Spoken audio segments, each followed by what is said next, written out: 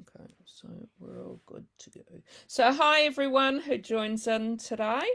Want to introduce Amanda Hampson to everyone. Amanda grew up in rural New Zealand and she spent her early 20s travelling, finally settling in Australia, where she now lives in Sydney's northern beaches.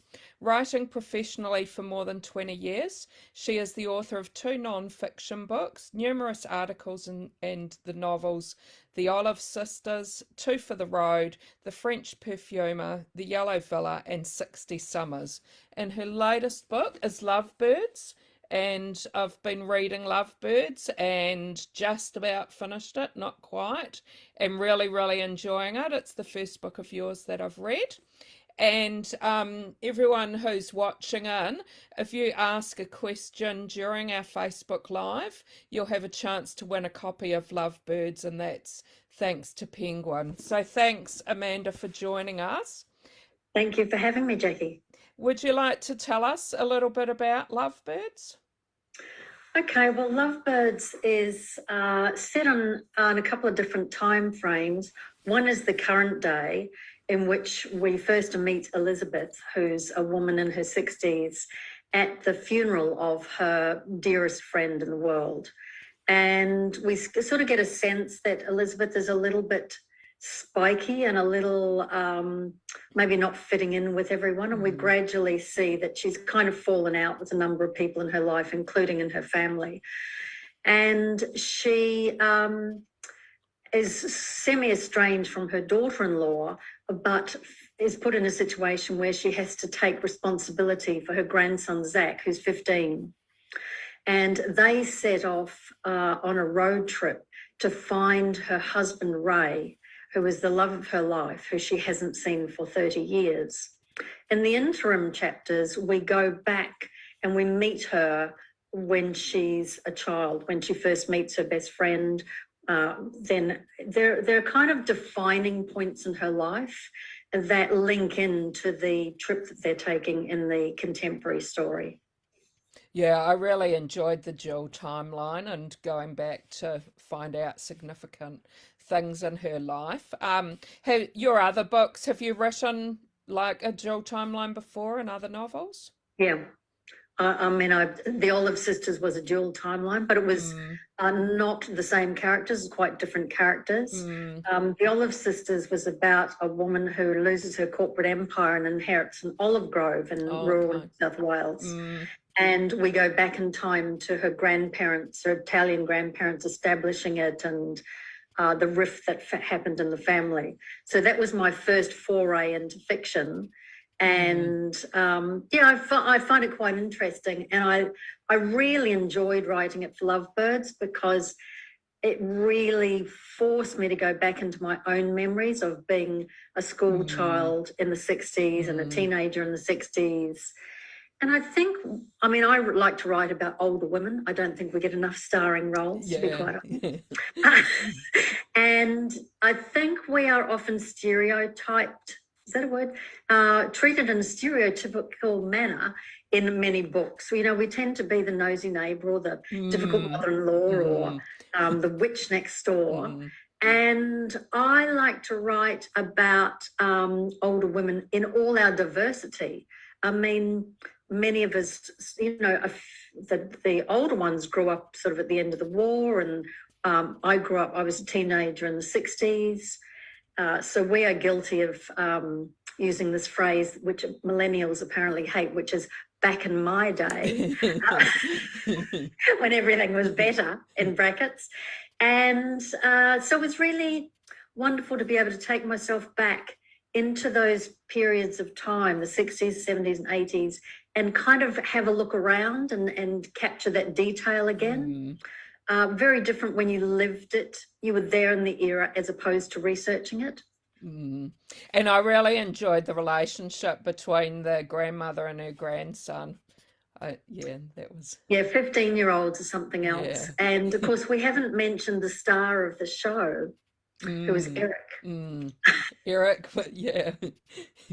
I loved Eric. So Eric, we probably should tell, is a budgie. But he sort of got on the page and he took on a life of his own. So he has his own sort of take on things. And in a way, he is a catalyst in the end for, it's not that easy for a 15-year-old boy and a 68-year-old woman to find common ground, but Eric kind of becomes that common ground. And have you had an Eric yourself? No. You have. Everybody, every interview, people have said, you must. "Do you have a budgie?" No, I had to read whole books about budgies. I don't know anything about them. And that is the joy of being a writer. You actually have to learn a whole heap of stuff about something just to write an informed paragraph, you know, to get yourself inside that subject. So yes, I've watched a lot of budgies on YouTube. And could you tell us where you got the idea for Lovebirds? Look, it's been in my mind for quite some time, and I think it's to do with the fact that, you know, when we're young, we think we'll always be young, and those old people were always old. Now I'm on the other side of that fence, and a very good side of the fence, may I say. I just have this sense of myself and my friends being very kind of underestimated, in the sense that people don't seem to think that you have a history, or you have interesting things having happened in your life. So I wanted to take Elizabeth, and we meet her in this current day where she obviously is this little bit of a difficult woman, but we go back and see how she became the woman that she is. And we learn a whole lot of new things about how strong she is and how capable and the work she's done. So I guess it was depicting an older woman in that three-dimensional way, as opposed to the stereotypical way. We've got a few people watching, which is great, and I've got some questions coming through. So just reminding people, if you're watching, if you type a question in comments, you'll have a chance to win a copy of Lovebirds, thanks to Penguin. Kelly says she's read 60 Summers in the Olive Sisters so far, but she loves how relatable the characters are, and she's wondering if you have a character that you enjoyed creating the most. Well, actually, I think the character I've enjoyed creating the most is the 15-year-old Zach in Lovebirds. Because that, you know, as a writer, every book that you write, you're trying to develop your skills more and maybe take on challenges that you haven't had before. And 15-year-olds are very challenging, particularly boys.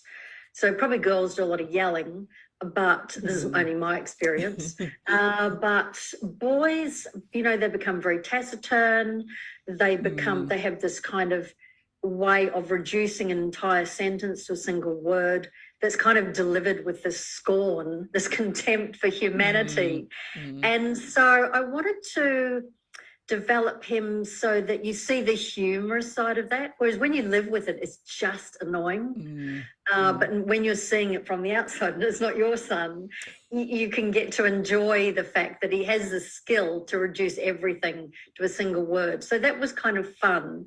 And also some of his actions, like, for example, when he goes to school in the morning, he gets up in a single movement, dresses, puts his backpack on, gets the bowl of, you know, towering bowl of Wheat Bix, vacuums it out of the bowl, bashes the spoon. Anybody who's had a teenager, they will have heard that bashing of the spoon at the bottom of the bowl, and then it crashes on the bench, and then he's out the door. And so just giving those scenes that action and that mood, that was a lot of fun. Yeah. Tony says the book sounds fab. How did you research the mother and daughter-in-law relationship for Lovebirds? The mother and daughter-in-law, well, there's two mothers and two daughter-in-laws. Well, I guess, look, I try to often create characters and have the reader judge them as, I don't know about her, I'm not sure I like her. And then reveal some other aspect of them, and gradually you get to know them, because we are none of us perfect. And many people are not great when they first meet other people, unless you have this charm. And, you know, we're both Kiwis, so I don't think Kiwis are very charming, to be quite honest. I think we have a real suspicion of it. Do you think? Yeah, I think so, yeah. So, you know, people will say, oh, you're very direct. And I'm thinking, what on earth do I mean by that? So sometimes we do make assumptions about people. So I allow the reader to make assumptions about people. So Elizabeth has 2 daughters-in-law, one who she was very, very close to, and one who she feels judged by. And the one she feels judged by is married to her younger son, Danny, and she comes from an Asian family. And to Elizabeth, the Asian family seem so much more organised and close, and everything they do together. And when they're together, they speak in Cantonese. And she just is somebody who didn't grow up around other cultures. And so she just has all these missteps that she bungles. I have a couple of really close friends who are Asian, who I've stayed with and lived with and gone on holiday with. So I have read the rules over many, many years. And so I can really see both sides of that. And I just thought that was an interesting one to explore. Yeah, I found that relationship was interesting to read about, and the way the son was with his mother when the rest of the family were around, and that as well. Jill is wondering if you have a writing routine. Oh, I wish I did, Jill. No, look, my kind of ironclad rule is to sit down and do some work, whether I feel like it or not. So I used to like to work first thing in the morning. So wake up, have a cup of tea, start writing. And that is really kind of ideal. But since I discovered that sitting is the new smoking, that has really gone to my head. And so now I feel, well, you know, I've just been completely lying in bed, hopefully sleeping. Now I need to do exercise. So now I do exercise first. I try to be at my desk or sitting somewhere else. I can sit on my balcony if it's nice, or even on the sofa with my laptop, and writing from about 9 till 12:30. If I can get out of it, I will. But I have to, especially if it's not going very well, like any excuse, you know, the phone rings, you go, Joe, hi. And Belinda's wondering what you enjoy doing when you're not writing. Well, you know, the writer's life is very odd, to be quite honest, because on one hand, you have this job that you do, that takes really a year or 2 years to develop a book.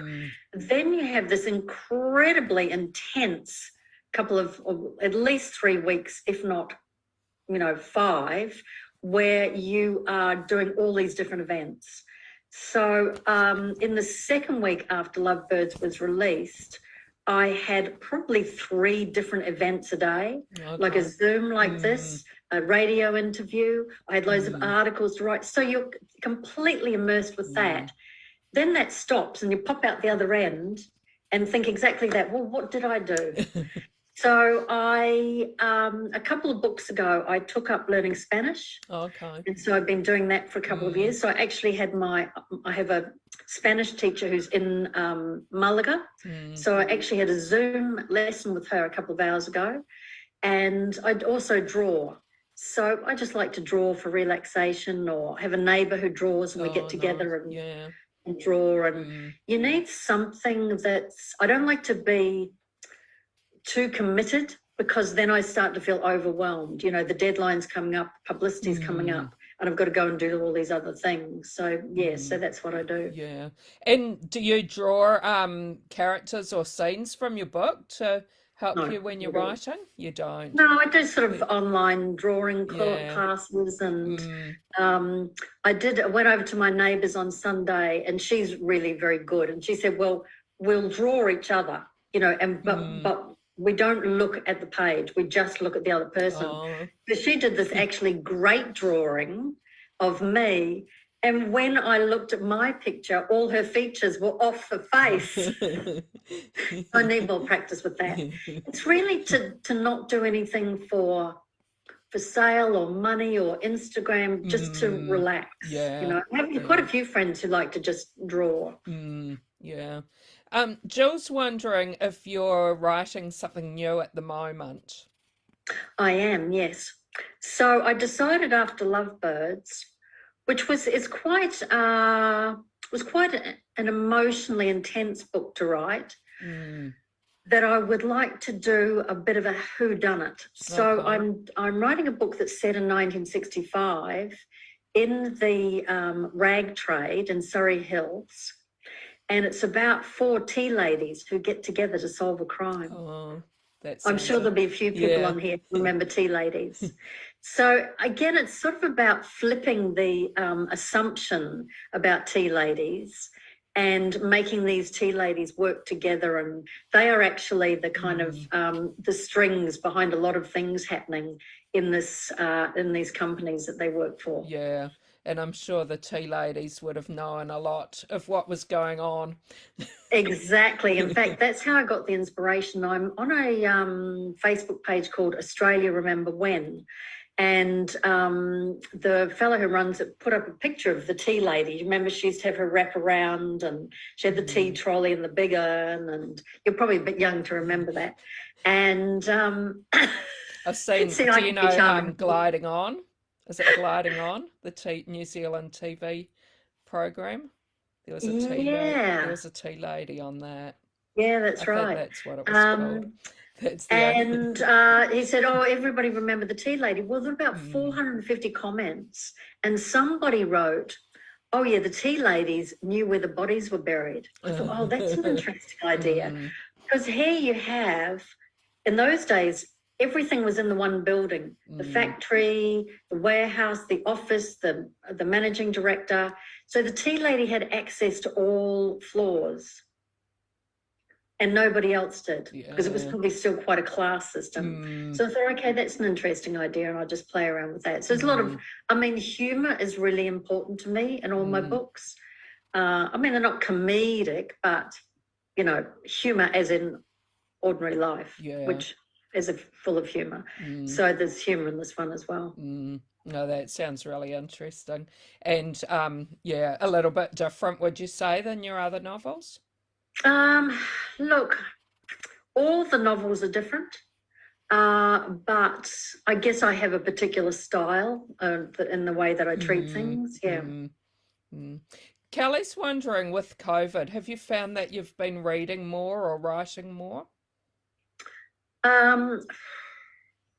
Look, I've been going out for a walk more, because there's nothing like somebody telling you can't leave home to make you want to leave home.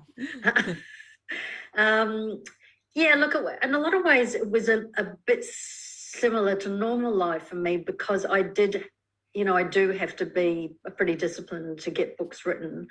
My daughter came for Christmas, supposed to be staying a week, and she'd been in the Melbourne lockdown for 110 days. And we were, I'm in Avalon, the home of the famous Avalon cluster that was on the news every single night. So within 24 hours of her arriving, we were completely locked down. And we had people I live in a small block of flats. We had people in the block with COVID. It was really very close to home, but we did have a very nice time. So I think for most people, it's been the unpredictability of it. When will we be allowed out? When can this happen? We've just been in limbo. I always read a lot, and and I write every day. And what sort of things do you like reading? And I'm wondering if there's anything you might have read lately that you want to recommend. Well, I'm having, at my house, we have the Festival of Ruth Park. Okay. Yes, because she actually wrote about Surrey Hills, where my next book is being set, and also wrote about that period actually from the 30s onwards, and of course is a Kiwi. Oh, okay. I haven't heard and of her. She is just the most beautiful writer. So I've written, reading 2 volumes of her memoir, and also her trilogy that was set in Surrey Hills. Okay. But yeah, she's an amazing writer, really talented and an absolute workhorse back in her day. Okay. Belinda's wondering if you get to choose your covers and titles. Bit of both. So I do complain a lot if I don't like the cover. and they listen to you? Yeah, I complain really a lot and I don't stop. And I'm sure Penguin will vouch for that. Titles I have to come up with. So I will send usually about half a dozen titles to my editor, and we'll sort of back them backwards and forwards. But often when you write, when you do half a dozen or more titles, you don't even force yourself to do 10. You'll find one thing works with another thing. So I think the Lovebirds came out of the something Lovebirds, and there was Bluebird, and there was this and there was that. And then I was just like, well, why not Lovebirds? Because to me, Lovebirds, when I told a few friends, okay, what do you think of the title Lovebirds? A few men actually said to me, oh, that's what we are about their wife. Oh. That's what they used to say about us. Yeah. So I could see it had a sort of hidden meaning in there. It was more nuanced than I thought. 60 Summers was the title I had. And I have to say, I absolutely love this cover. Yeah. Because to me, there's a wonderful story here.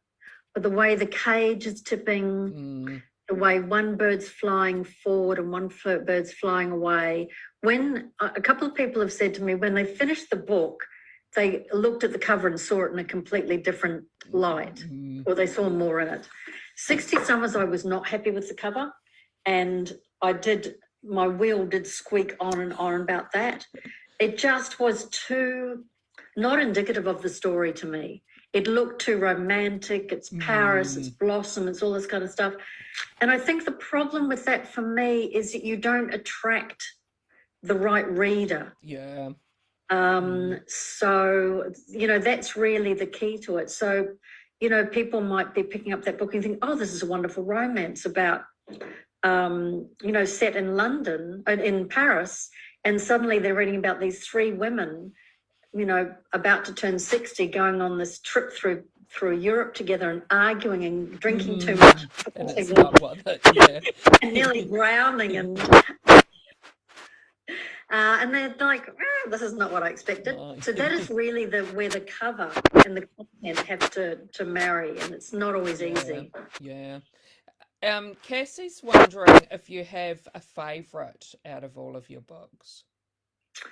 Well, I think the favourite's always the latest. Yeah. I think a lot has come together with Lovebirds. It's kind of got the historic stuff that I like to work on. It's got very strong characters, but I also go sort of all out to create unexpected situations. Some of my books have a twist or a couple of twists in them. Like I think, the Yellow Villa definitely has a couple of big twists. Yeah. But I wasn't concerned with that for this book. It was more lifting off the layers so the reader sees more and more of the story and more about the characters. Jill's wondering if you read your reviews. Yes. The good and the bad? Well, I haven't had any bad reviews in terms of printed reviews. Yeah. All the reviews, particularly for Lovebirds, have been absolutely amazing, as have Goodreads. Goodreads is really the tricky one. Yeah. Because people will go on Goodreads with a little bit of anonymity and tell you how you should have written the book and what they would have done differently and what they didn't like about it. I'm not really sure what they hope to achieve with that. But yeah, you do have to be careful with Goodreads because people can be very careless and just look, somebody gives you this great praise. Well, I didn't feel like throwing it against the wall. That's fine. I can see the humor in that. In other words, it wasn't my kind of book. But I think we have to accept that a book that I love, I might give to you and you go, It's just not me. Yeah, because we exactly. come to everything we read, as we come to music, as we come to painting, with our own experiences. And yeah, people have different tastes. Yeah, very true. Cassie wonders if you have any advice for aspiring writers. I'll give you 3 words of advice. Make me care. Mm, And I think in that is the fact that you need to bring as much as you can authentic feeling and authentic emotion to your characters. So when they say write what you can transpose a feeling that you've had about one thing to be a feeling that your character has about another thing. Does that make any sense? Yeah, I understand what you mean. But you have to kind of tap into that emotion to have the characters seem real. I mean, it's not easy to just make up a whole lot of characters and for people to read the story and say, I was completely swept away and it seems so real. What makes me stop reading a book, and this sounds ridiculous, is because I know it's fiction, is I have this feeling, I don't believe this. Yeah. So make me care. And my pearls of wisdom this evening. No, yeah. And from that, Zoe's wondering if you have to like characters to be able to care about them. I don't think you have to like them. You have to empathize with them. If they're not, I would be careful, depending on what you're writing. If you're writing commercial fiction, I think you need to make the reader care very much about at least one character. You can have other characters who are, the so-called villain, but don't forget, villains in our life do not walk into our life twirling their moustaches and saying, "Oh, I'm the evil one." The people have there are shades of grey, and so when you write the antagonist, I think they need to be nuanced as well. None of us think we are a bad person. Even really bad people. Yeah. So, if you're talking about empathizing, if you can empathize with the bad person, the way that person justifies their behavior, suddenly opening up a whole new aspect of the character. And I'm wondering, when you were a child growing up in New Zealand, did you think you were going to be a writer? Yes, I did. I didn't want to be a can girl for quite some time, but turns out that's not really a career path. But because, as I said, I lived in a place called Puketaha, which is quite isolated, and we used to go into Hamilton every second Friday and go to the library and get our library books.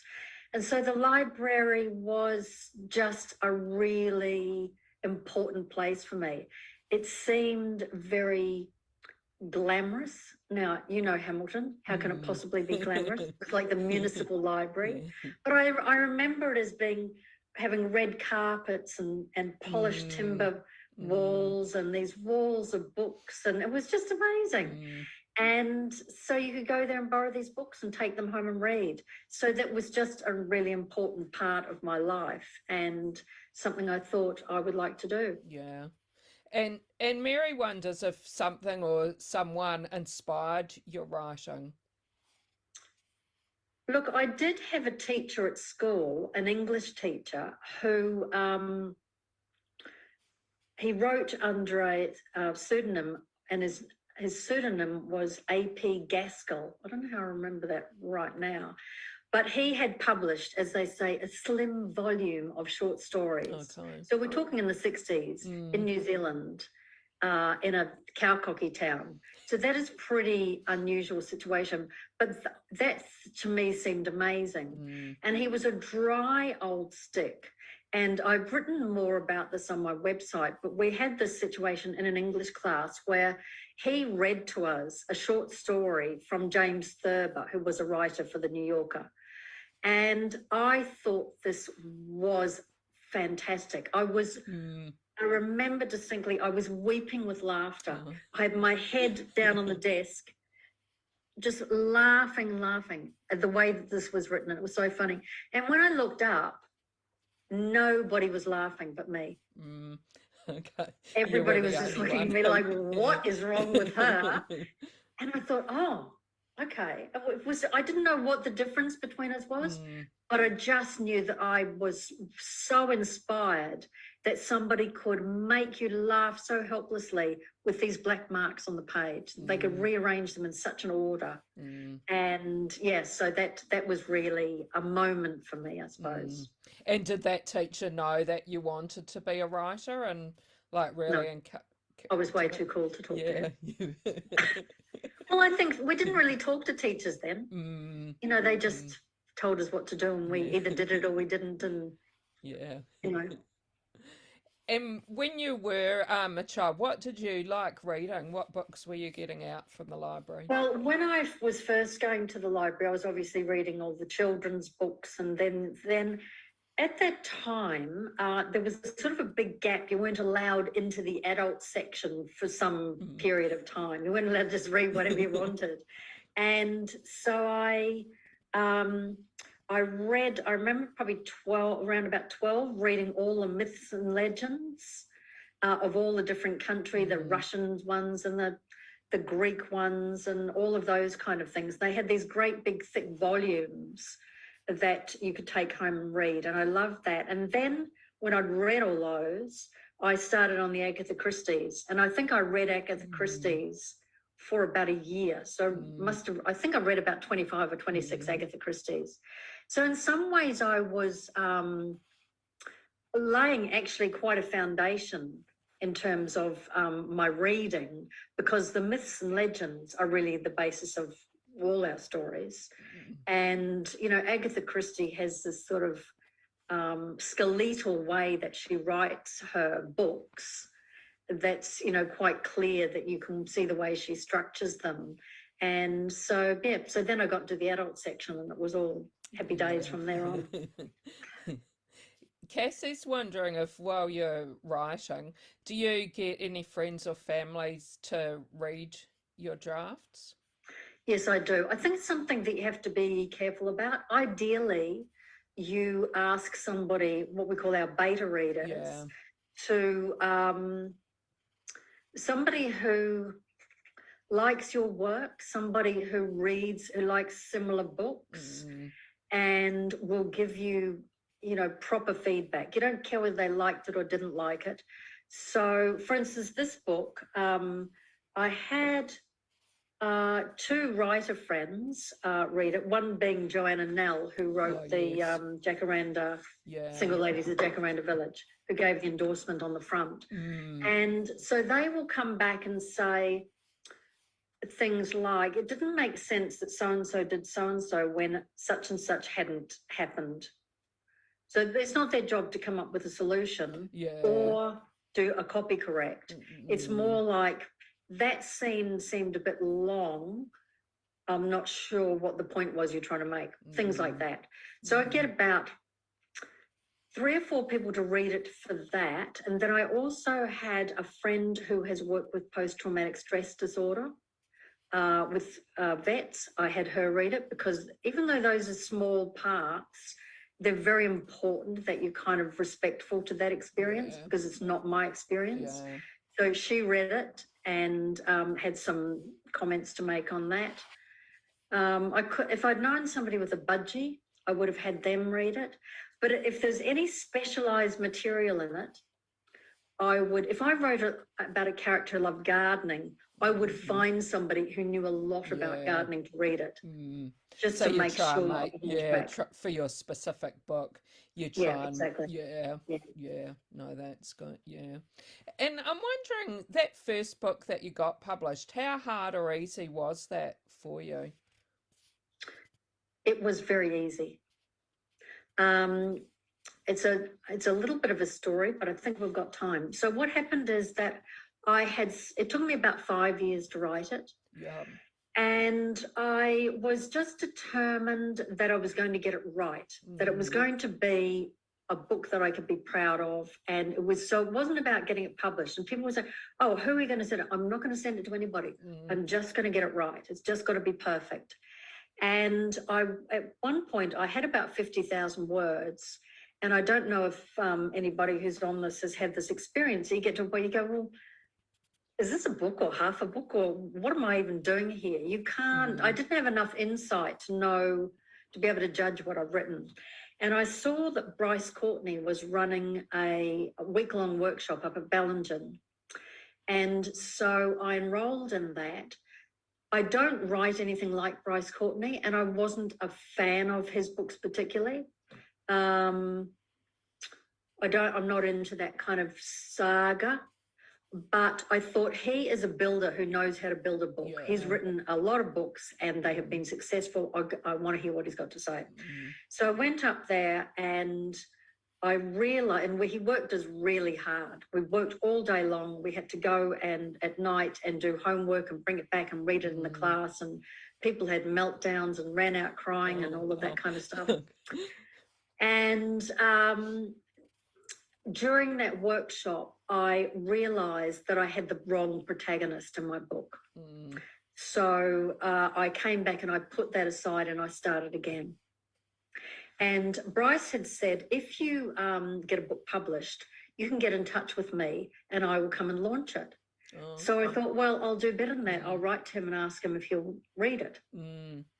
And so I wrote to him and said, I've done this already. He said, well, send the first 10,000 words. So sent the first 10,000 words. And a couple of months later, his partner came back and said, oh, Bryce has read it. He'd like to see the rest. And about a week later, she said, oh, Bryce would like to send it to his publisher, Penguin. And so that was pretty exciting. That was very exciting. So that got me read. And then Penguin got in touch and we had a meeting and then they said they'd like to publish it. And that book went on and became a bestseller. So that part was a dream run, but it was 5 years of work to get to that. The funny thing is I found out later on is that Bryce used to send a lot of manuscripts to Penguin. And so that was just something he did for aspiring writers, which was incredibly generous. But there was only 2 of us, I believe, who actually got published. Oh, wow. So it won't get you published going through a well-known author, but it will get you read. Yeah.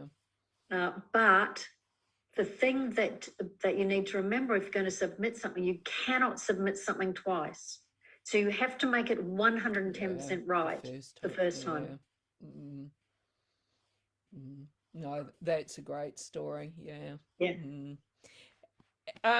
Thanks so much for what you've shared with us today. It's been really, really great. Could you tell people how they can keep in touch with you? And yes, you can find me on Facebook. If you Google Amanda Hampson, you can subscribe to my newsletter. I do workshops quite often in regional places. I'm going to Muzzlebrook on, what are we today? On Wednesday to give a workshop. So you won't be assaulted with emails. You'll be lucky to get 3 a year from me. I said, oh, I've got to write another one of those newsletters. And Instagram, Facebook, I'm putting stuff up there all the time. Okay, thank you. Thanks so much. And just reminding people to check out Lovebirds, a really, really great read. And hopefully we can talk to you maybe when your next book's out. Lovely. Sounds like that would be a great read too. Thank you. And thanks for everyone who joined and the great questions we had. Thanks. Thank you. Bye, everybody. Bye.